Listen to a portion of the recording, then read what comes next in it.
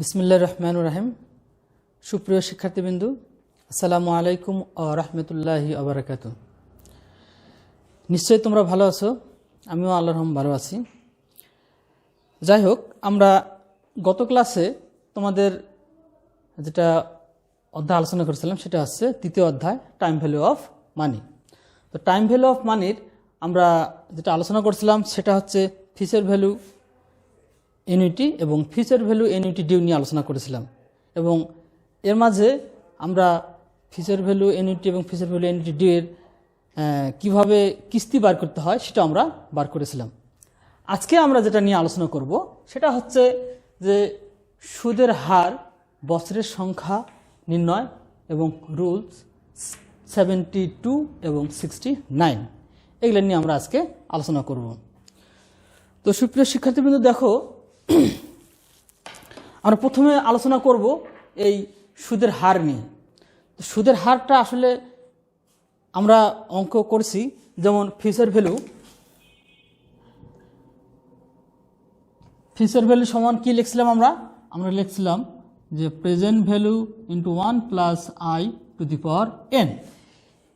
এই ফিউচার ভ্যালুর সূত্রটা হচ্ছে future value equal to present value 1 plus I to the power N, এটা ছিল এর সূত্রটা।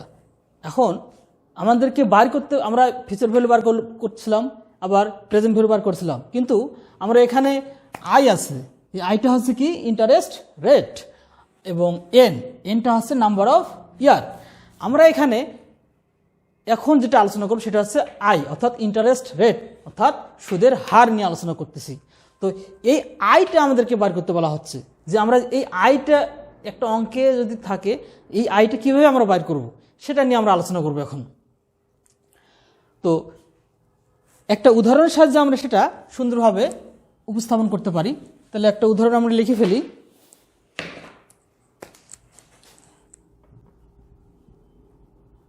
জনাব শাকিল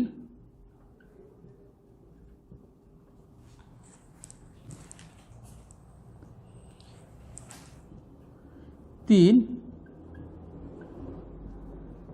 বছরের জন্য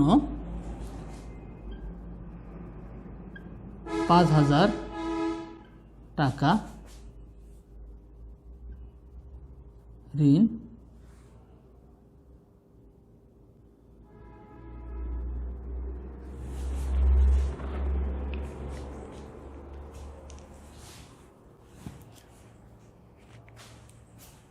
করেছেন।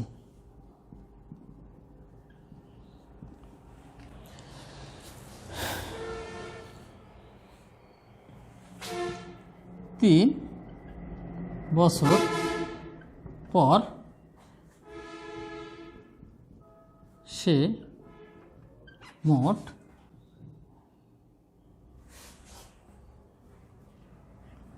আমরা এখানে 1,000 টাকা দিই,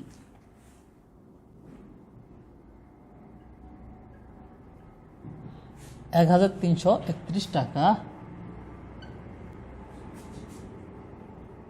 পরিশোধ করেছে।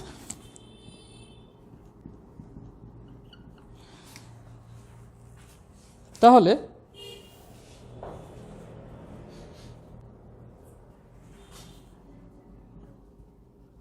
বার্ষিক চক্রবৃদ্ধি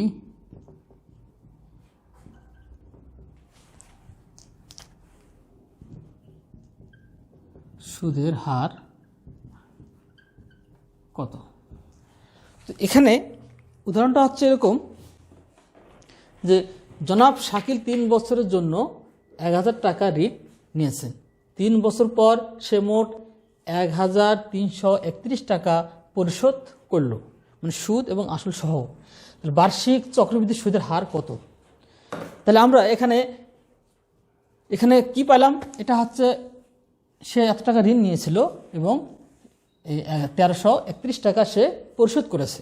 তাহলে এখানে আমরা বর্তমান মূল্য পেয়েছি এবং ফিউচার ভ্যালুও পেয়েছি। তা এখন নাই কি? এখানে নাই শুধু ইন্টারেস্ট রেট, এখানে আবার 3 বছরও পেয়েছি। তাহলে আমরা ফিউচার ভ্যালুর সূত্রটা যদি লিখি যে future value equal to present value 1 plus I to the power N. এখানে এই অঙ্কের ক্ষেত্রে যেটা দাঁড়াচ্ছে, যে সমস্ত ইনফরমেশনগুলো আছে সেখানে আমরা লিখে ফেলবো। সেটা হচ্ছে যে ফিউচার ভ্যালু কত, সে পরিশোধ করছে কত টাকা, 11,331 টাকা, 11,331। আর প্রেজেন্ট ভ্যালু সে কত টাকা নিয়েছিল, ঋণ নিয়েছিল 1,000 টাকা। তাহলে তার মেয়াদটা কত ছিল, নাম্বার অফ ইয়ার, এটা ছিল 3 ইয়ার্স। এবার এই সূত্রের মধ্যে, ফর্মুলার মধ্যে কি নেই, আমরা এটাও পেলাম, এখানে এনও পেলাম, শুধু পাই নাই শুধু আই, অর্থাৎ interest rate equal to what. তার মানে কি হচ্ছে যে সুদের হার কত, এটা আমাদের চেয়েছে। আমরা এখন এই সুদের হারটা বার করে ফেলব। তাহলে এখন এই অনুযায়ী আমরা যদি এখানে ইনফরমেশনগুলো বসাই দিই, তাহলে কি হয় দেখি, কত আসতেছে ফিসের ভ্যালু। এটা আমরা এভাবে ইনফরমেশনগুলো বসালেও হবে, আবার এটা যদি পার করে নেই তারপরে হবে। একটু পার করে নিই তাহলে সহজ হবে। Present value 1 plus I to the power N equal to future value 1 plus I to the power N equal to future value. আর এই যে এখানে এটা গুণন অবস্থা আছে প্রেজেন্ট ভ্যালু, এখানে কী হবে, ভাগ হয়ে যাবে প্রেজেন্ট ভ্যালু। এখন মানগুলো বসে দিই। 1 প্লাস ইন্টারেস্ট রেট মান আমরা নাই, আমরা মান বার করব। তাহলে এটা আই থেকে গেল। আর এনের মান কত, এখানে এনের মান হচ্ছে 3, number of years 3 equal future value. Future value এখানে কত,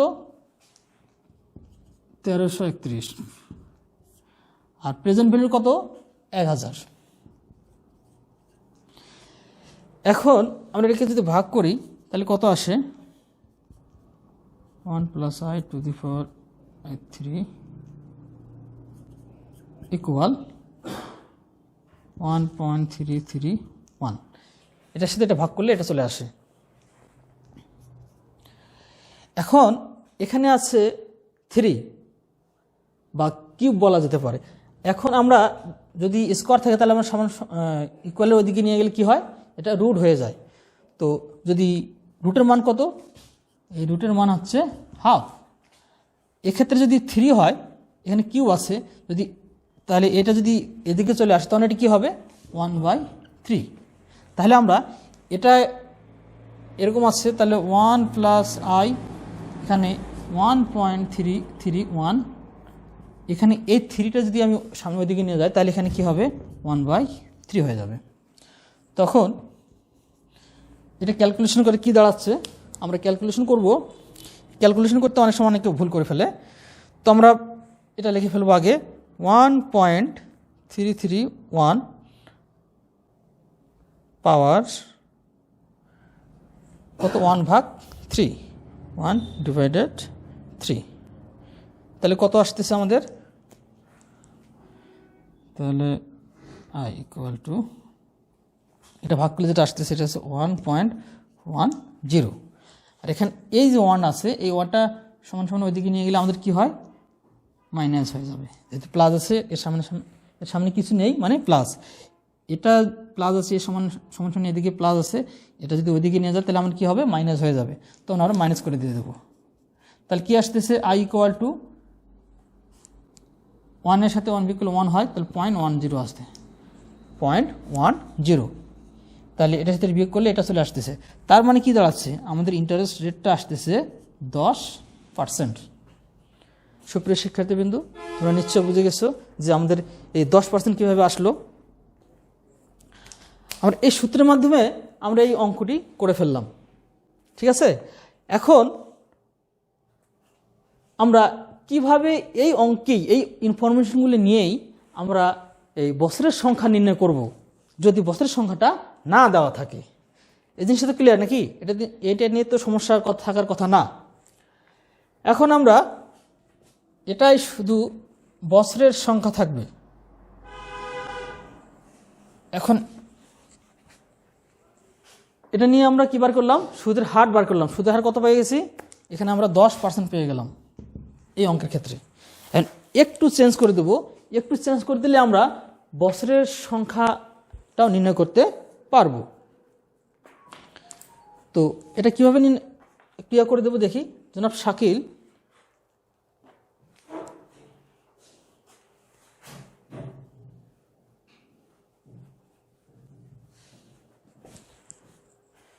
জনাব শাকিল 1000 টাকা ঋণ করেছেন। লিখি ফেলি।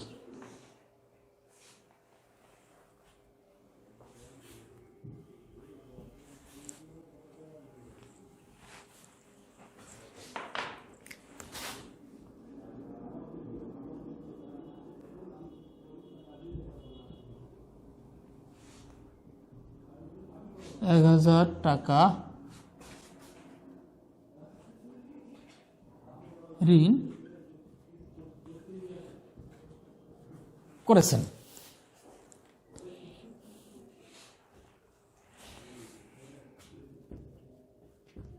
তিনি কত বছর পর 10% সুদের হারে 1331 টাকা পরিশোধ করেছিলেন।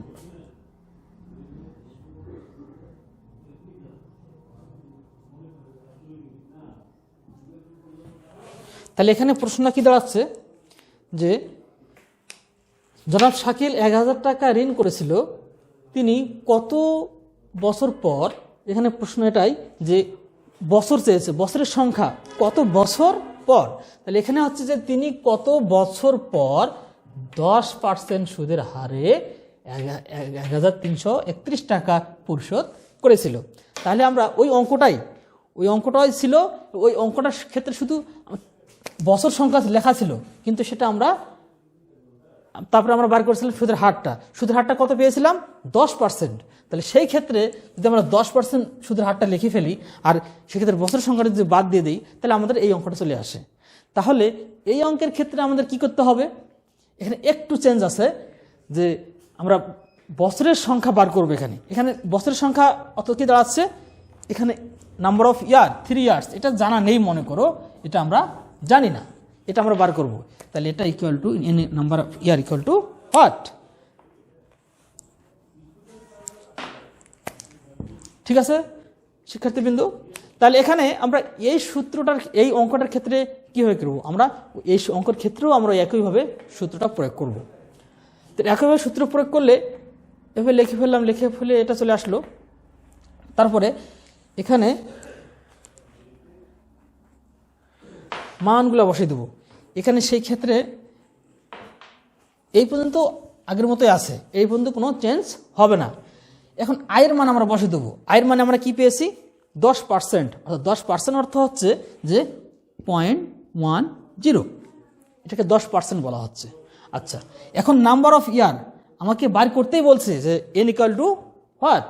তাহলে এখানে এই ক্ষেত্রে কি হচ্ছে, নাম্বার অফ ইয়ার এনে থাকতে যাবে, আমরা এনের মানটা শুধু বাহির করে ফেলবো।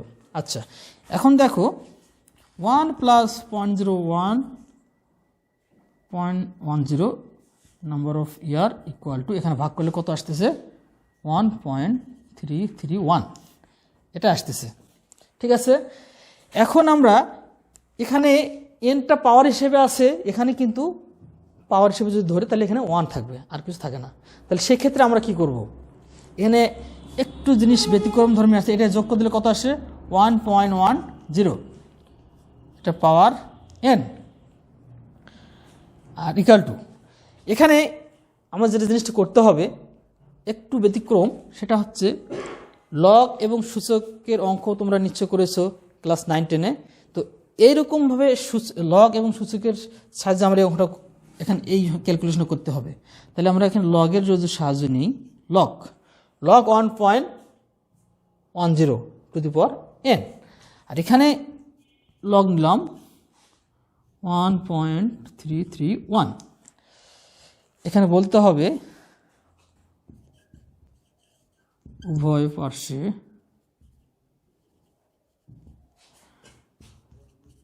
লগ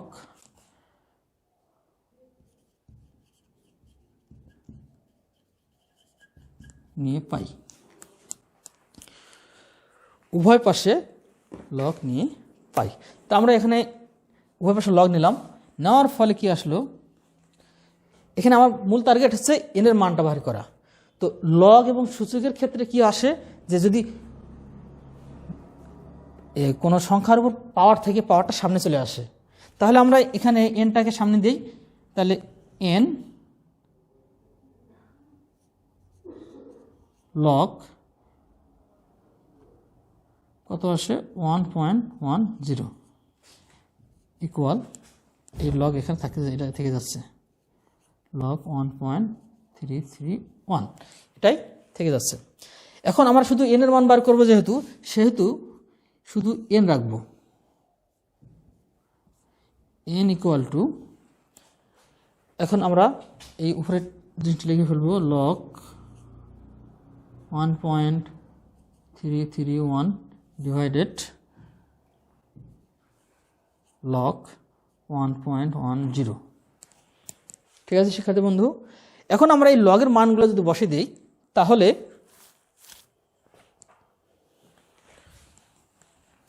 আমরা ওই মানটা পেয়ে যাব। দেখি, n equal to log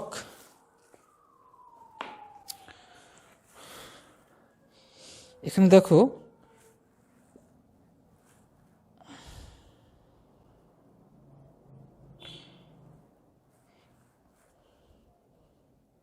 log 1.331, এর লগের মানটা চলে আসতেছে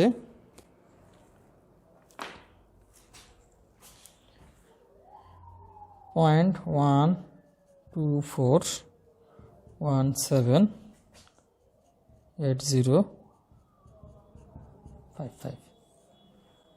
আচ্ছা, এবার আমরা লগ 1.10 এর মানটা চলে আসতেছে 0.041392685। আমরা যদি এটা ভাগ করে দিই, তাহলে আমার যে মানটা দাঁড়ায় সেটা হচ্ছে 3.018। এটার সঙ্গে এটা ভাগ করে দিলে আমাদের চলে আসতেছে 3.108। তাহলে এখন এখানে আমরা আরেকটা জিনিস লিখতে পারি যে এ নম্বর এন ইকুয়াল টু 3, এখানে 0.0, এটা এখান থেকে আমাদের এখানে 4 বা 3কে 4 বা 5 করার কোনো অপশন নেই, তাহলে সেক্ষেত্রে আমার এই 3 চলে আসতেছে। তা 3 এনকে ইয়ার বলা হয়, নাম্বার অফ ইয়ার বলা হয় 3 ইয়ার্স। তাহলে আমরা 3 ইয়ার্স পেয়ে গেলাম, অর্থাৎ 3 বছর পেয়ে গেলাম। এর আগে অঙ্কটা কত ছিল, 3 বছরই ছিল, কিন্তু আমরা এই ক্যালকুলেশন করে আমরা আবার 3 বছরে পেয়ে গেলাম ইন্টারেস্ট রেট যখন 10%। তো শিক্ষার্থী বন্ধুরা, আবার আমি একটু রিভিউ করে দিই। প্রথমে বলা হচ্ছে জনাব শাকিল 1000 টাকা ঋণ করেছে, তিনি কত বছর পর 10% সুদের হারে 1331 টাকা পরিশোধ করেছিল। এখানে আমরা ফিজের ভ্যালু সূত্রটা লিখে ফেললাম, এখানে ইনফরমেশনগুলো লিখে ফেলছি যে ফিজের ভ্যালু ইকুয়াল টু 1331 টাকা, প্রেজেন্ট ভ্যালু 1000 টাকা যেটা ঋণ নিয়েছিল, এন ইকুয়াল টু হোয়াট, এবং ইন্টারেস্ট রেট কত ছিল 10%। তাহলে এখানে আমার নাম্বার অফ ইয়ারটা বার করতে হবে। তো future value equal to present value into 1 plus i two the power n, এই সূত্রে আমরা প্রয়োগ করে এটাকে পুরোটাকে এদিকে নিয়ে আসছি এবং এটাকে এদিকে নিয়ে গেছি। তারপরে কি করলাম, এখানে গুণন অবস্থা আছে প্রেজেন্ট ভ্যালুকে সমান সমান ওইদিকে নিয়ে গেলে কি হবে, future value divided by present value হয়ে গেল। এখন এগুলোর মানগুলো বসাই দিলাম, সবগুলোরই মানগুলো বসে দেওয়ার পরে এখানে 1 প্লাস 0.10, তারপর মানগুলো বসে দেওয়ার পরে এখানে এটা ভাগ করে দিলাম, দিলে কত আসে? এটাই চলে আসে। এটাকে আমরা যদি যোগ করি তাহলে 1.10 আসলে আসে। তাহলে 1.10 বসাইলাম, এখানে দেখতেছি যে এখানে পাওয়ারটা কি আসতেছে? n। তো আমাকে বার করতে হবে n এর মান। সেই ক্ষেত্রে আমাকে লগ সূচকের যে কাজটা করতে সেটা আমরা করেছি। এখানে লগ উভয় পাশে কি নিলাম? লগ কমন নিলাম, এখানেও লগ নিলাম, এখানেও লগ নিলাম। আর যখন লগ নেওয়া হয়েছে, লগের পাশে যেটা আছে সে সংখ্যার উপর যদি কোনো পাওয়ার থাকে, এই পাওয়ারটা কি হয়? সামনে চলে আসে। তখন আমরা সামনে বসে দিলাম, এনটা সামনে বসে দিলাম, দেওয়ার পরে লগ 1.10টা চলে আসলো এখানে। তারপরে এটা যেটা আছে সেটা এটা থাকলো। এখন শুধু এন বার করতে বলছে, যেহেতু সেহেতু আমাকে কি করতে হবে? যে number of year N equal two, এই লগটা তো এখানে আসেই, আবার এটাকে গুণ অবস্থা আসে না এখানে? এখানে গুণ অবস্থা থাকলে এখানে এটা কি হয়ে গেল? ভাগ অবস্থা চলে গেল। তাহলে এটার সাথে এখন এটা লগ 1.331 এর মানটা কত সেটা আমরা বসালাম এখানে, এবং 1.10 এর মানটা আছে এখানে, এটা আমরা বসালাম। এটার সাথে এটা ভাগ করে দিলাম, করার পরে 3.1018 চলে আসলো। আর এই 3.1018টাই হচ্ছে, অর্থাৎ number of year equal to 3। তো আমরা এর আগে অঙ্কটা যেটা করছিলাম সেটা নাম্বার অফ ইয়ার ছিল 3 ইয়ার্স, ওখান থেকে আমরা 10% ইন্টারেস্ট পেয়েছিলাম। আবার এখানে কি করলাম? ক্যালকুলেশন করে আমরা নাম্বার অফ ইয়ার কত পেয়ে গেলাম? 3 ইয়ার্স। ঠিক আছে শিক্ষার্থী বন্ধুরা, নিশ্চয় তোমাদের এই জিনিসটা ক্লিয়ার হয়ে গেছে। আর আশা করি কোনো সমস্যা থাকার কথা নয়। তাই আমরা সুদের হার এবং বছরের সংখ্যা নির্ণয় করে ফেললাম। এবার আমরা যেটা আলোচনা করব সেটা হচ্ছে রুলস 72 and 69।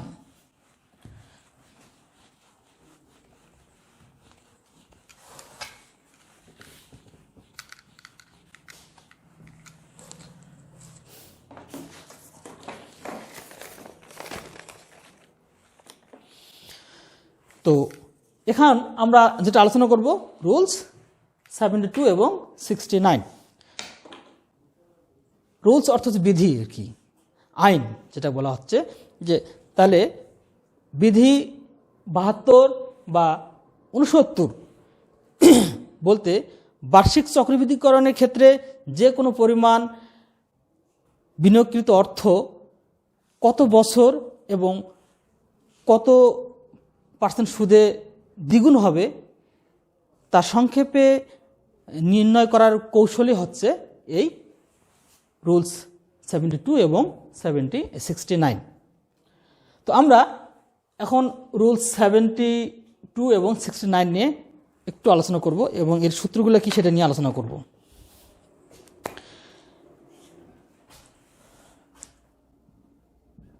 রুল 72 এর ক্ষেত্রে যে সূত্রটি পাওয়া যেতে পারে,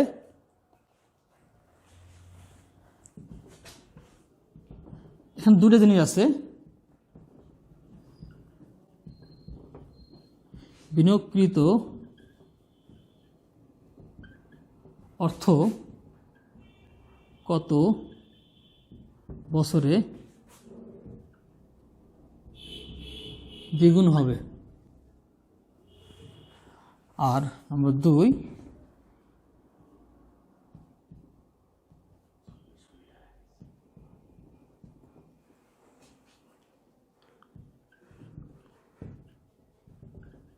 অর্থ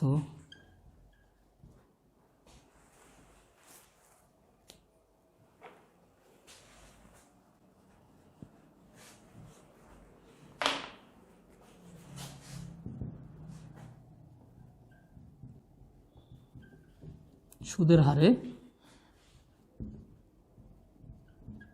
দ্বিগুণ হবে। তাহলে আমরা এখানে দুটো জিনিস পেয়ে যাচ্ছি, একটা হচ্ছে বিনিয়োগকৃত অর্থ কত বছরে দ্বিগুণ হবে, সেই ক্ষেত্রে তার ফর্মুলাটা হচ্ছে এরকম,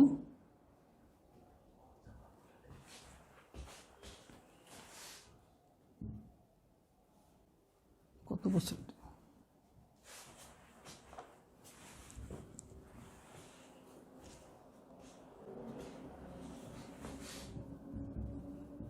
রুল 72 ডিভাইড বাই আই। যদি এখানে এন হয় সেখানে আই হবে, আর যদি এখানে আই হয় অর্থাৎ তাহলে 72/n। এখানে দুটো ফর্মুলা আছে, সেটা হচ্ছে যে বিনিয়োগকৃত অর্থ কত বছর দ্বিগুণ হবে, তাহলে n = এটা ইন্টারেস্ট রেটটা দিয়ে ভাগ করতে হবে, তাহলে আমরা পেয়ে যাব বছরের সংখ্যা। আর বিনিয়োগকৃত অর্থ কত % সুদে হারে দ্বিগুণ হবে, সেটা ক্ষেত্রে আমরা আই এখানে লিখব, আর 72কে নাম্বার অফ ইয়ার দ্বারা ভাগ করলে আমরা যেটা পাবো সেটা হচ্ছে ইন্টারেস্ট রেট। তো শিক্ষার্থী বন্ধু, আজকে আমরা এটা সূত্রগুলো শিখলাম, আর নেক্সট ক্লাসে আমরা এর অঙ্কগুলো করব। তো আজকের মতো এখানে বিদায়, আল্লাহ হাফেজ।